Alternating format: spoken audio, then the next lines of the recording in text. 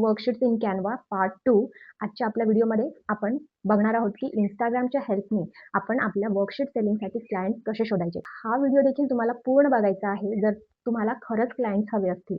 आजच्या या व्हिडिओमध्ये आपण पूर्ण प्रोसिजर बघणार आहोत की Instagramवरती तुम्ही तुमचे टार्गेटेड क्लायंट्स कोणते असणार आहेत, ते तुम्ही कसे शोधणार आहात, मेसेज काय करायचा आणि मेसेजचा रिप्लाय नाही आला तर रिमाइंडर मेसेज काय टाकायचा, पुढची प्रोसिजर काय करायची, तुम्ही तुमचा पेज कसं बनवू शकता, तिथे कोणकोणत्या प्रकारचे वर्कशीट तुम्हाला टाकायला पाहिजे, सध्या ट्रेंडिंग वर्कशीट्स कोणत्या आहेत.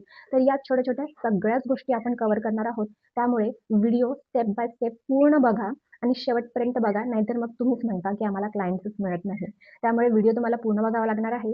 For searching clients on Instagram आपल्याला नेमके कीवर्ड्स कोणते वापरायचे आहेत. For example tracing worksheets, kids worksheet आणि इतरही कीवर्ड्स मी तुम्हाला या व्हिडिओमध्ये सांगितलेले आहेत, ज्यांचा वापर करून आपण आपले टार्गेट क्लायंट्स ओळखू शकणार आहोत आणि त्यांचे पेजेस व्हिजिट करून आपल्याला लक्षात येईल की त्यांना कशा प्रकारचे वर्कशीट्स हवेत.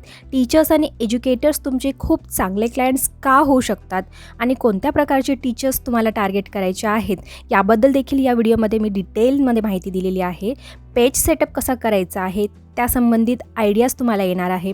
Pricing strategy, how to approach clients, त्यांना मेसेज काय करायचा, नेमकं त्याची स्ट्रॅटेजी कशी बनवायची, रिमाइंडर मेसेजेस कोणते, सॅम्पल्स आहेत भरपूर ट्रेंडिंग वर्कशीट्ससाठीचे, ते सॅम्पल्स मी तुम्हाला या व्हिडिओमध्ये दाखवलेले आहेत आणि इतरही माहिती मी तुम्हाला दिलेली आहे, जसं हाय डिमांडमध्ये असणारे वर्कशीटचे स्टाईल्स कोणते आहेत जे तुमच्या पोर्टफोलिओ स्ट्रॅटेजीला एकदम मजबूत बनवू शकतात. तर लिंक क्लिक करा आणि डिटेल व्हिडिओ नक्की बघा.